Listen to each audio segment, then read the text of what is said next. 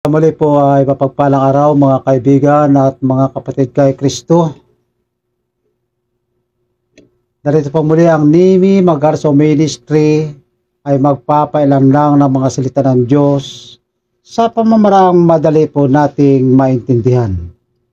Patuloy po tayo sa pag-aaral ng paksaan natin ang 7 huling salot. At tayo po ay nasa huling bahagi na, nasa ikapito na. Kung kaya't patuloy po inyong subaybayan ito upang sa ganun maalaman po natin ang wakas ng 7 huling salot na ito. Pero bago tayo magpatuloy, tayo muna sumandaling manalangin. Amang banal na makapangyarihan ka po sa lahat. Itinatagubilin po namin sa oras na ito ang pag-aaral ng iyong mabanal na salita ito at babala sa amin na ang 7 salot ay igagawin mo sa lupang ito bilang tanda ng iyong kapangyarihan na ikaw lamang ang Diyos na dapat naming sambahin at papurihan sa dakilang pangalan. Salamat Panginoon ng iyong banal na Espiritu siyang manguna. Pagpalain mo pang bawat tahanang madatnan nito, ang bawat makikinig at makapanood na way sumakanila ang iyong banal na Espiritu. Ilusin ang kanilang mga puso upang sila Panginoon magbago ng pananaw sa kanilang mga buhay at sila ay aming makasama dyan, makatagpo sa langit na bayan na nandan nyo sa batsas sa amin. Salamat po. Kalapit nito, patawarin kami sa aming pagkukulat pagkakasala. Ito ang hilit na lang sa makapangyarihang pangalan ng aming Panginoong Hesus. Mga kaibigan, tayo po ay magpapatuloy dito po sa Apokalipsis Kabanata 16, ang talata po ay 17. Patuloy po sa 21 ay ganito po ay sinasaad ng banal na kasulatan. At ibinuhos na ikapitong anghel ang kanyang mangkok sa hangin at lumabas ang isang malakas na tinig sa templo mula sa luklukan na nagsasabi, tapos na. At nagkaroon ng mga kidlat at mga tinig at mga kulog at nagkaroon ng isang malaking lindol na kailanman ay hindi pa nagkaroon mula na magkaroon ng tao sa lupa. Gayon kalaki at gayon katindi ang lindol. At ang dakilang bayan ay nahati sa 3 bahagi. At ang mga bayan ng mga bansa ay nangaguguho. At ang dakilang Babylonia ay napagunita sa harapan ng Diyos. Upang bigyan siya ng kupa ng alak ng kabagsikan ng kaniyang puot. At ang bawat pulo ay tumakas. At ang mga bundok ay hindi na nakasumpungan. At malaking granizo na kasimbigat ng 1 talento ay lumagpak sa mga tao mula sa langit. At nagsipag-asupala ang mga tao laban sa Diyos dahil sa salot ng granizo, sapagkat ang salot na ito ay totoong malaki. Nakita po natin mga kaibigan at mga kapatid kay Kristo. Ito na po ang wakas. Ang huling salot na ito na ang mga pulo ay tatakas. Manginginig ang buong sanlibutan pati na ang langit. Dahil dito ipapadama ng Panginoon. At naalaala na lamang ng Panginoon ang tinatawag na Babylonia. At dito po, ibubuhos niya ang kanyang galit at ang kanyang paghihiganti sa mga hindi tumalima sa kanya. Ang mga bundok mga mawala. Opo. Sino makakatayo sa panahong yan? Sapagkat ang buong sanlibutan ay nanginginig. Ayun nga, konting lindol lang sa atin ngayon, ay takot na tayo. Ay doon pa na parang inuuga. Parang dinuduyan. Ano po ang ibig sabihin nito sa literal na pagpapaliwanag? Ang ikapitong salot ay pinakamataas na punto ng puot ng Diyos sa mga makasalanan bago ang mismong pagbabalik ni Kristo. Opo. Una, ibubuhos sa hangin. Simbolo na ang salot na ito ay may epekto sa buong mundo. Sapagkat ang hangin po ay sa buong mundo. Umiikot po yan. Ayan. Ang malakas na tinig na sinabi niya, tapos na. Tanda na natapos na ang panahon ng awa at wakas ng paghuhukom. Yan po sa literal. Ang sabi niya, tapos na. Wala na. Wala nang papapatawad. Wala nang pangangaral. Tapos na. Yan po ay ang simbolo na wakas na ang awa ng Panginoon. Wala na. Tapos na ang awa. Malaking lindol. Walang kapantay sa kasaysayan Guguho ang mga istruktura ng sanlibutan. Lahat po yung guguho. Yung binabalitang the big one, ayan po ang mangyayari. Lahat ng bansa, magaganap po yan. Ang mga building nila, hindi mga tagpuan kung saan-saan. Pagkakahati ng dakilang Babylonia, tanda ng pagbagsak na sistemang laban sa Diyos. Ano po yung pagkakahati? Naalala po yun. Yung kanilang mga paniniwala ay nagkawatak-watak, nagkahati-hati na. Kaya mayroong galit doon po sa dakilang Babylonia na siyang nagbigay ng maling aral at bumabaliktad ng katotohanan. Ano pa? Panlima, graniso na kasing bigat ng isang talento. Ang isang talento sa tantiya po ay humihigit kumulang ito sa 34 hanggang 50 kilo ang bigat. Bubulagin. Ang ibig sabihin nito, ng mga graniso ito, bubulagin, sisira at madudurog ng matinding takot sa mga hindi nagsisi. Ayan. Yan po babagsak sa mga tao sa huling kapanahunan sa literal na pagpapaliwanag. Yung kanilang takot ay magkakaroon silang matinding takot. Bubulagin sila, mabubulag, sisira at magdudulot ng matinding takot. Opo. Kasi paano sasabihin nila, mga bato, mga bundok, takpan niyo kami doon sa dumarating na yan. Opo. Tatago po sila. Kaya sila magkakaroon ng matinding takot dahil hindi sila nagsisi. Ano po sinasabi ng Hebreo, Kabanata 12, ang talata po 26? Minsan pang yayanigin ko, hindi lamang ang lupa, kundi pati ng langit. Ay hindi lamang ang lupa sa panahong iyan, sa ikapitong salot. Pati ang langit, mayayanig sapagkat kapangyarihan ng Diyos na. Anong sabi ng Isaias, Kabanata 2, talata 11? At ang mga tao ay magsisipasok sa mga yungib ng mga bato at sa mga butas ng lupa dahil sa takot sa Panginoon. Kaya sabi niya, mga bundok, takpan nyo kami. Binabagsakan na sila ng graniso pero hindi na mamatay. Bakit? Kasi po, yung graniso po, sa literal na pagpapaliwanag, yun po ay bubulagin at sisira at magdudulot ng matinding takot sa mga hindi nagsisisi. Na para bagang binabagsakan sila ng ilang kilo-kilong. Yung para bang sinasabi natin, hindi na natin kayang dalhin ang problema natin. Yan. Ang sabi naman ng isa, ay kung iyan sana'y nakasako lang, ako na ang magdadala ng iyong bigat na suliraning dinadala. Ayan. Mabigat ang kanilang pakiramdam sapagkat hindi sila nagsisi. Binabagsakan sila, kaya nga sabi sa mga kasabihan, parang tinatakpan ako ng langit at ng lupa sa bigat ng suliraning aking dinadala. Ganyan po yung granisong babagsak sa mga tao sa literal na pagpapaliwanag. Kaya sabi nila sa mga bundok, kung ang graniso ay tumatama sa kanila, hindi na sila sasabi doon sa mga bundok na bundok, takpan mo kami. Oh. Diba? Kaya, diyan po ang mangyayari sa huling kapanahunan at mangyayari ang kanino?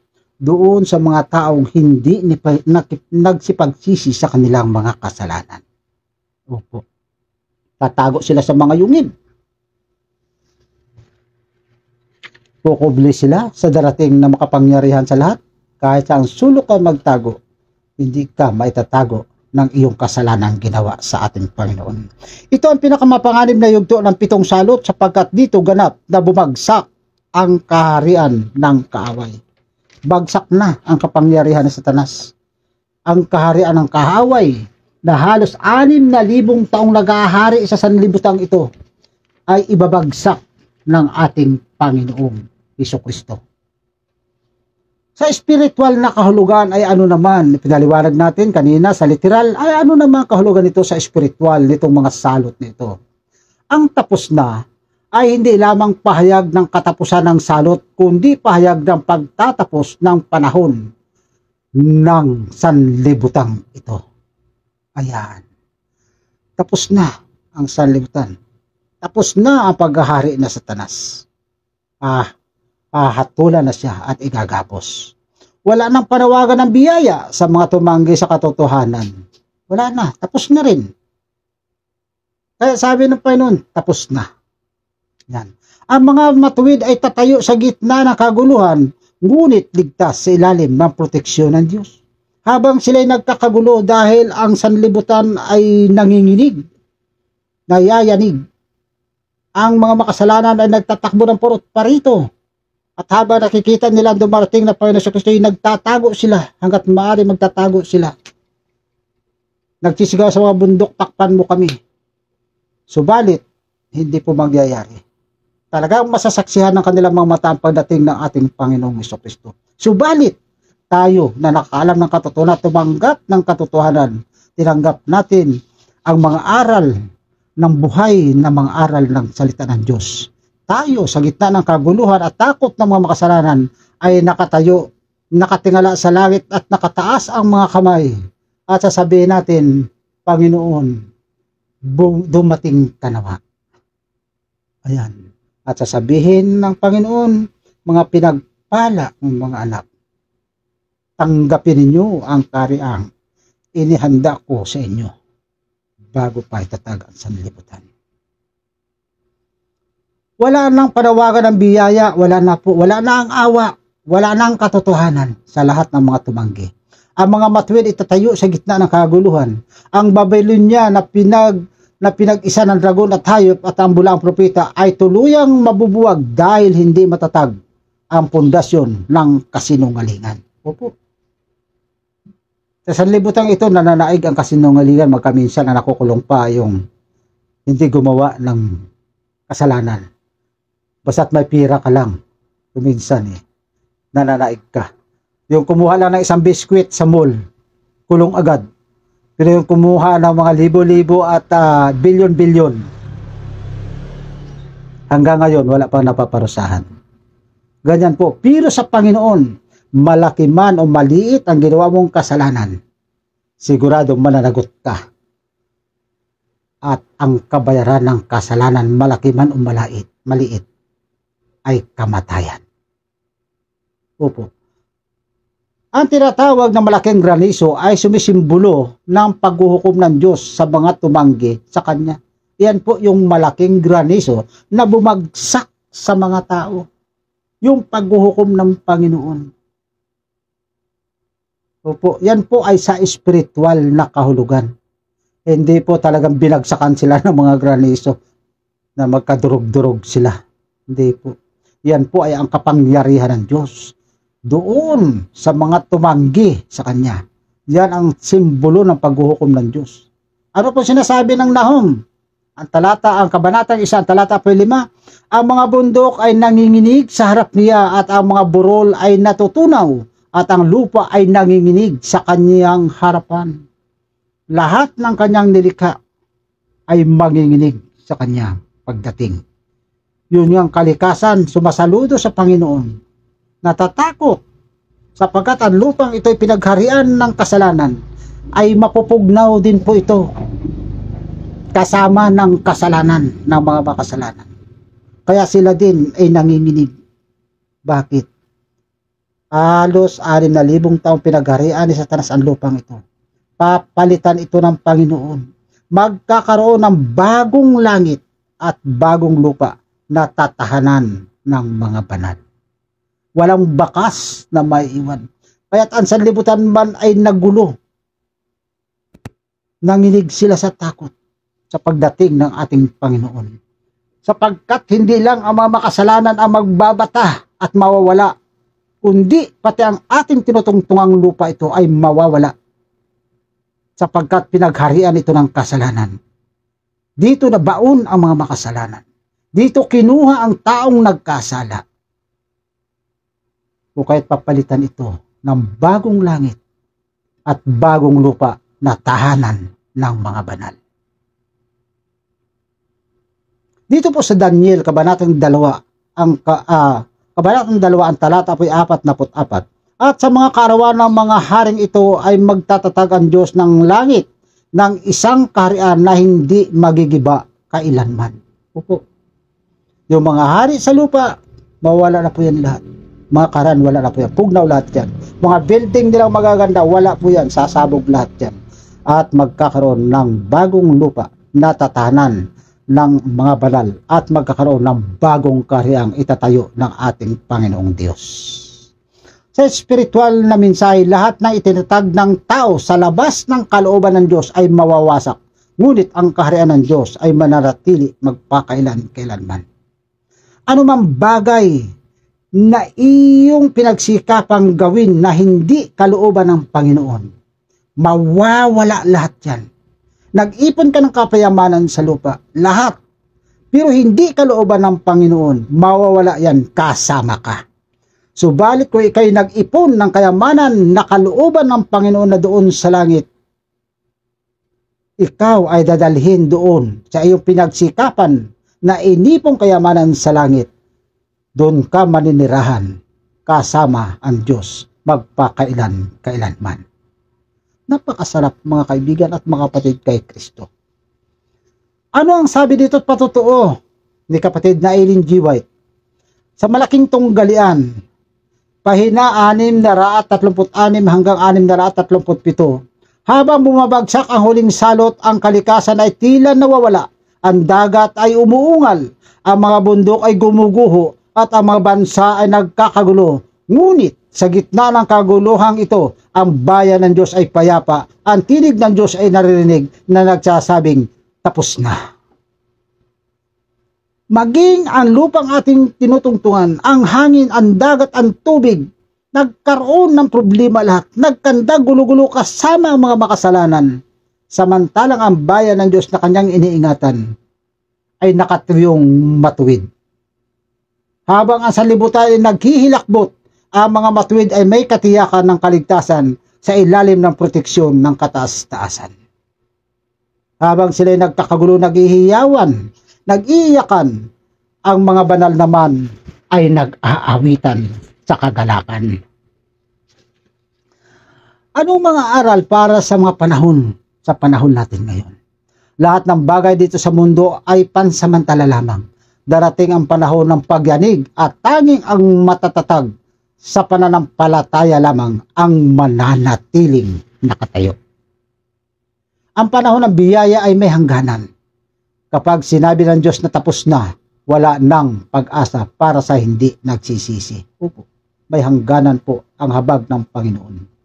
Halos 6,000 taon na tayo'y binigyan ng aral, nakipaglaban sa masama. Sukdulang dumating ang ating Panginoon upang tayo'y tubusin sa ating mga kasalanan. Subalit anong igaganti natin? Kawalan ng paniwala at pananampalataya. Kaya ang habag ng Panginoon ay mayroon pong hangganan. Manatili tayo sa katotohanan ngayon upang sa panahon ng puot, ikaw ay ligtas. Opo, mga kaibigan at mga kapatid kay Kristo, manatili tayo na nakatayo sa katotohanan. Ano pong sabi dito sa awit, Kabanatang 91, talata 7, patuloy hanggang 10. Ang huling salot ay hindi para sa bayan ng Diyos, kundi para sa mga tumanggi sa Kanya. Nakita po natin, yung salot po na 7 huling salot ay hindi para sa atin, kundi doon sa mga taong ayaw sumampalataya, ayaw sumunod, nilalait ang salita ng Diyos, tinatanggihan. Ang mga salot nito ay para po sa kanila. Dito po sa Kabanatang 7 ng awit, 91, ang 1,000 ay babagsak sa iyong siping at 10,000 sa iyong kanan, ngunit hindi ka lalapitan. Yan po sinasabi ko kanina, na ang sanlibutan ay umuuga, nanginginig sa takot sa dumarating na makapangyarihan na siyang lumalang ng sanlibutan. Kasama ang mga hindi sumampalataya na hindi magkaintindihan sa kanilang mga sarili. Ang salot niyan ay para po sa kanila. Subalit, ang bayan ng Diyos, mabuwal man daw 1,000 o 10,000, sa kaliwat kanan mo, hindi ka maaano. Ngayon pa lamang, piliin mo. Kaibigan, darating ang oras na magsasara ang pinto ng awa. Ngayon pa lamang, piliin mong tumayo sa panig ng Diyos. Kapag sinabi niyang tapos na, wala nang pag-asa ang mga tumanggi sa Kanya. Ngunit ang mga tapat ay may katiyakang kaligtasan. Opo. Dito po sa Isaias kabanatang 55 ang talata po 6, inyong hanapin ang Panginoon, samantalang siya ay masusumpungan pa. Tumawag kayo sa Kanya, samantalang siya ay malapit pa. Opo. Ang Panginoon naghihintay ngayon sa atin. Malapit pa ang Kanyang kalooban, ang Kanyang damdamin, ang Kanyang pagmamahal sa atin. Tanggapin natin ang Kanyang panawagan. Huwag mong papagmatigasin ang panawagang ito. Huwag mong palampasin ang panawagang ito at huwag mong papagmatigasin ang iyong puso sapagkat ikaw rin ang magtatamo ng tunay na kaligtasan. Kapatid ko, alam kong hindi mo magagawa ito. Kagaya ko rin na nagsusulikat. Subalit may paraan pa para tayo ay makalapit at magawa natin ang lahat ng mga bagay na ito. Lumukod ka, manalangin tayo. Sabihin natin, makapangyarihang Diyos, salamat po sa iyong salita na nagbubukas ng aming mga mata sa mga darating na pangyayari. Panginoon, nais naming mapabilang sa iyong mga anak na matatag na ligtas sa panahon ng huling salot. Linisin mo ang aming mga puso at patatagin mo ang aming pananampalataya. Huwag mong hayaang mapabilang kami sa mga mahulog sa kapahamakan, kundi isama mo kami sa iyong mga tapat, sa iyong pangalan. Kaya kami po ay nananalangin at humingi ng awa, alang-alang po lahat sa pangalan ng aming Panginoong Hesus. Opo, mga kaibigan at mga kapatid kay Kristo. Tapos na. Ang Apokalipsis, kabanata 16, ang talata 17. Tapos na ang sabi ng Panginoon. Kaibigan, hindi tayo dapat matakot sa salot kung tayo ay nasa panig ng Diyos. Sa panahon ng kaguluhan, ang bayan ng Diyos ang may katiyakan ng kaligtasan. Opo. Manatili tayong tapat, magbantay, at puspos ng Espiritu Santo. Sapagkat sa darating na araw na yan, mga kapatid ko, basahin mo ang Apokalipsis, kabanatang 22, ang talata 11 hanggang 12. Ang liko ay magpapakaliko pa, at ang marumi ay magpapakarumi pa, at ang banal ay magpapakabanal pa. Narito ako'y madaling pumaparito at ang aking ganting pala ay nasa akin. Ngayon ang panahon upang ihanda ang sarili sa nalalapit na pagbabalik ng ating Panginoong Hesukristo. Kapatid ko, inanyayahan kita ngayon na sana'y baguhin natin ang ating pananaw sa buhay.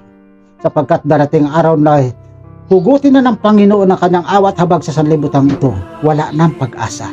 Ang masama ay magpapakasama pa at ang matuwid ay magpapakamatuwid na. Wala nang pagbabago sapagkat wala na ang awa ng Panginoon. Ang mga salot ay patunay ng katuparan ng huling ng hatol ng Diyos. Hindi ito para sa mga tapat, kundi para sa mga tumanggi sa Kanya. Sa gitna ng kaguluhan, ang mga anak ng Diyos ay ligtas at may katiyakan ng buhay na walang hanggan. Gusto mo bang makakasama dito, kapatid ko, kaibigan ko, kamag-anak ko, kapamilya ko? Nawa lahat tayo ay makasama dito. Huwag nating tanggihan ang katotohanan. Maglingkod tayo sa Diyos upang sa pagdating ng mga salot na ito, tayo ligtas magpakailan-kailanman. Ang salitang itong tapos na ay simbolo ng pagtatagumpay ng Diyos laban sa kasalanan.